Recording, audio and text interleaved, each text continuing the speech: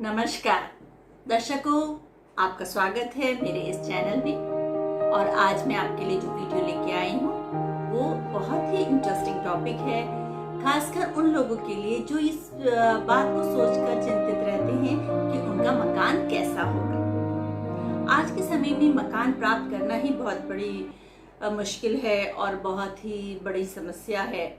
इतनी पूंजी लगाने के बावजूद वो किस तरह का मकान प्राप्त करेंगे? क्या वो मकान आर्टिस्टिक होगा या उसमें बहुत ज़्यादा पत्थर का इस्तेमाल कराएंगे या उसमें जो है इलेक्ट्रॉनिक और लाइट्स का ज़्यादा प्रयोग होगा, तो किस या लकड़ी का ज़्यादा प्रयोग होगा, वुडवर्क ज़्यादा होगा, तो किस तरह का होगा उनका मकान? क्या वो नया होगा या वो पुराना होगा? ये सारी चीज़ों की चर्चा हम आज के वीडियो में करेंगे। तो वीडियो शुरू करने से पहले मैं आपसे निवेदन करना चाहती हूँ कि यदि आपने मेरा चैनल सब्सक्राइब नहीं किया है तो कर लीजिए, और वीडियो अगर आपको पसंद आए तो लाइक जरूर कीजिए और शेयर और कमेंट्स भी कीजिए। तो आज कुंडली में कौन सा घर मकान का होता है ये तो आप सब जान गए होंगे, क्योंकि मेरी पहले भी 3-4 वीडियो मकान के संबंधित आ चुकी हैं, जिसमें मैंने बताया था कि 4th हाउस, चौथा घर, जो भी थोड़ा बहुत ज्योतिष में रुझान रखते हैं, ज्योतिष की जानकारी रखते हैं, वो ही जानते हैं कि 4th हाउस मकान का होता है। तो हमें 4th हाउस को देखना है कि 4th हाउस में कौन से ग्रह बैठे हुए हैं। अगर 4th हाउस में आपके शुक्र बैठा है और साथ में बुध भी है, तो उस व्यक्ति का पक्का ऐसा मकान होगा जो बहुत ही आर्टिस्टिक होगा। उसमें आर्ट्स के प्रयोग होगा। उसमें आर्टिस्टिक का मतलब पेंटिंग ही नहीं है, जो कलात्मक उनका जो मकान का जो आर्किटेक्चर होगा वो बहुत ही अच्छा होगा। उसमें जो सजाने के सामान होगा और उसमें जो उनका जो फर्नीचर होगा, उनकी जो किचन होगी, जो जो भी डेकर होगा वो बहुत ही आर्टिस्टिक होगा और बहुत ही खूबसूरत होगा। तो उसमें खासकर पेड़ पौधों का भी प्रयोग होगा, क्योंकि बुध हमें ये रिप्रेजेंट करता है कि उसमें पेड़ पौधे होने चाहिए, और शुक्र कलात्मक चीज़ों को रिप्रेजेंट करता है। तो इससे उनका जो घर है वो बहुत ही कलात्मक और हरियाली भी होगी उस घर में और बहुत सुंदर होगा।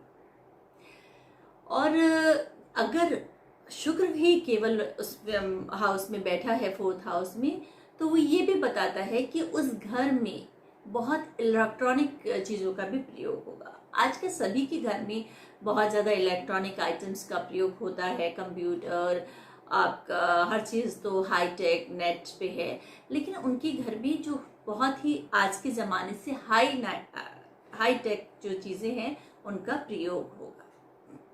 तो उनकी हैसियत और उनकी समकक्ष लोगों से उनका घर बिल्कुल अलग होगा और बहुत ही सुंदर आर्टिस्टिक होगा।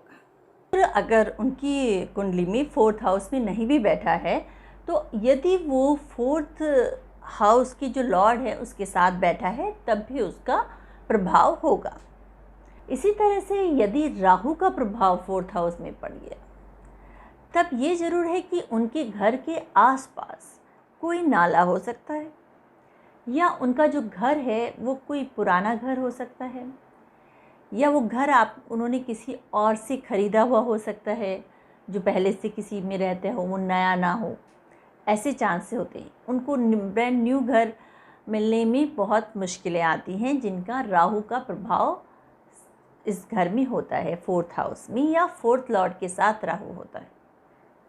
और एक और बात है कि उनको कुछ ना कुछ थोड़ी बहुत चिंता भी रहती है घर से संबंधित, या वो अपने घर को लेकर बहुत ज़्यादा सोचते हैं। लेकिन एक और ग्रह है मंगल। मंगल यदि कुंडली में 4th हाउस से किसी भी तरह कनेक्ट होगा, तो ये मान लीजिए कि उनका घर में बहुत अधिक जो है पत्थर का इस्तेमाल होगा। लकड़ी का इस्तेमाल कम होगा और पत्थर का इस्तेमाल अधिक होगा। टाइल्स का भी प्रयोग हो सकता है, क्योंकि टाइल्स भी आजकल जो है पत्थर का एक छोटा रूप हो गए हैं, और उनमें जो है प्रॉपर्टी भी उनके पास ज़्यादा होगी, उनके पास ज़मीन ज़्यादा होगी, और ज़्यादातर ऐसे लोगों का मकान ज़मीन पर ही होता है और फ्लैट की अपेक्षा। लेकिन आजकल जो है फ्लैट्स ने ही सारा सभी लोग फ्लैट्स में रहते हैं, तो इसलिए अगर उनका फ्लैट भी है तो उसमें पत्थर का प्रयोग ज़्यादा होगा। और लाइट्स का प्रयोग भी बहुत अधिक होगा। और उनके घर में जो लाइट है, सूर्य की लाइट जो है, बाहर की रोशनी है, वो भी ज़्यादा आएगी। और यदि मंगल और शुक्र दोनों एक साथ बैठे हुए हैं और फोर्थ लॉर्ड से संबंध बना रहे हैं और फोर्थ लॉर्ड के साथ हैं, तो आप समझ लीजिए फोर्थ हाउस में हैं, तो उनमें जो है लाइट्स का प्रयोग बहुत ही ज़्यादा होगा और बहुत सुंदर लाइट्स का प्रयोग होगा। क्योंकि शुक्र जो है आर्टिस्टिक जो है एटीट्यूड दिखाता है, आर्टिस्टिक झुकाव दिखाता है, और जो है मंगल जो है लाइट्स को भी दिखाता है। में राहु हमें जो है चिंता भी दे देता है, क्योंकि राहु का स्वभाव ही है चिंता देना। और जिन लोगों के फोर्थ हाउस में राहु है, तो मैं तो उनसे ये कहूँगी कि उनको एक पेट जरूर पाल के रखना चाहिए। वो उनको एक अच्छी एनर्जी देगा और वो उनके लिए अच्छा अनुकूल रहेगा। इसके अतिरिक्त जो है शनि एक ग्रह है, जिसकी कुंडली में फोर्थ हाउस में शनि होता है, तो उन लोगों को ये देखा गया है कि उनको मकान की चिंता बहुत रहती है। चिंता का कारण कुछ भी हो, लेकिन वो मकान से संतुष्ट नहीं होते। यदि उनके ये मकान बन गया है तो उस मकान में उनको कुछ और कराना है, उससे और कुछ और बदलाव लाना चाहते हैं। और जब अगर बदलाव कंप्लीट हो गए तो कई बार उनको मकान छोड़कर दूसरी जगह जाना पड़ता है, फिर उनको एक नई तरह से फिर वापस मकान बनाना पड़ता है। तो मकान की चिंता को लेकर वो बहुत ही चिंतित रहते हैं और जीवन में वो अधिकतर समय मकान के बारे में सोचने में लगा देते हैं। यदि आपकी कुंडली में गुरु फोर्थ हाउस से कनेक्शन दिखा रहा है, फोर्थ लॉर्ड में कि साथ बैठा है या फोर्थ हाउस में है, तो ये बात पक्का है कि आपका जो घर है उसमें लकड़ी का प्रयोग बहुत अधिक होगा, वुडवर्क बहुत अधिक होगा, वुड्स का सामान ज़्यादा होगा, और बुक्स भी उस घर में अवश्य होंगी। कोई भी एक रैक होगा, या अगर वो बड़ा मकान है तो लाइब्रेरी अवश्य होगी। तो ऐसा देखा गया है कि गुरु का प्रभाव व्यक्ति को इस तरह का मकान दिलाता है। कभी कभी इस घर के आसपास धार्मिक स्थल भी हो सकता है कोई, या उनका घर किसी धार्मिक स्थल के पास हो सकता है, या पास में कोई मंदिर हो सकता है। तो और घर में भी एक अच्छा मंदिर होगा, तो ये गुरु का प्रभाव होता है।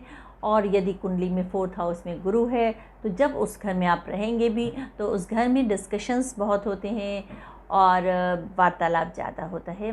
वार्तालाप का मतलब है कि कोई अच्छी किसी बात को लेकर डिस्कशंस वगैरह होना।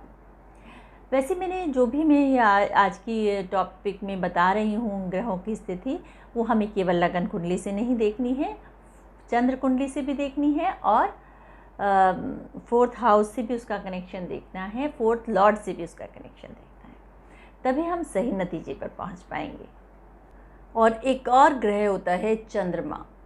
चंद्रमा अगर कुंडली में फोर्थ हाउस में बैठा है या फोर्थ लॉर्ड के साथ बैठा है, तो ऐसे में अक्सर ये देखा जाता है कि उन लोगों को घर बनाने की आवश्यकता नहीं होती, या जो उनको जो बना बनाया घर मिल जाता है, अपने पूर्वजों का घर होता है, या उसमें रहने का उनको मौका मिलता है।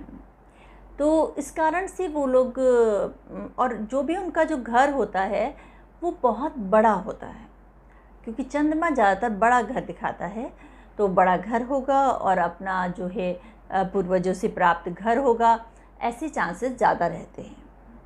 और चंद्रमा का फोर्थ हाउस में बैठना वैसे भी स्थान बल प्रदान करता है, तो उन व्यक्तियों को अच्छा बड़ा ही घर मिलता है।